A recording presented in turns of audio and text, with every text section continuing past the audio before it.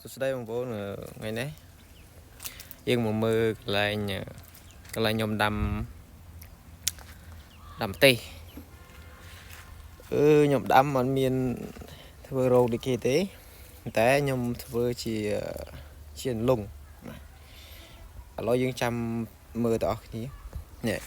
អញ្ចឹងខ្ញុំបានធ្វើរោគទេដោយសារដៃខ្នងស្រះអញ្ចឹងខ្ញុំធ្វើជាលងបែបនេះបាទជាលងមួយកន្លែងនេះគឺខ្ញុំដាំទេតែអត់ទាន់បានដាំទីដោយសារមកទីទៅបដោះមកទៅដោះហើយហ្នឹងគឺស្រះទឹកសម្រាប់ស្រោចប៉ុន្តែមិនដឹងស្រោចបានប្រមាណទេព្រោះស្រះយើងមានកប្លោកអញ្ចឹងគឺរីងទឹកលឿនបងប្អូនរីងលឿនណាឆ្នាំមុនខែនេះគឺទឹកនៅសល់ច្រើនតែឆ្នាំនេះខាស់ទឹកអស់ហើយឥឡូវខ្ញុំដើរស្រោចលងនេះចាំយើងថាចាស់ក៏ថា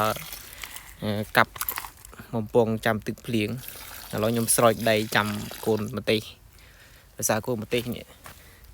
ទៅបដោះចឹងអរគុណច្រើនប៉ុណ្ណឹងបានណាបាយ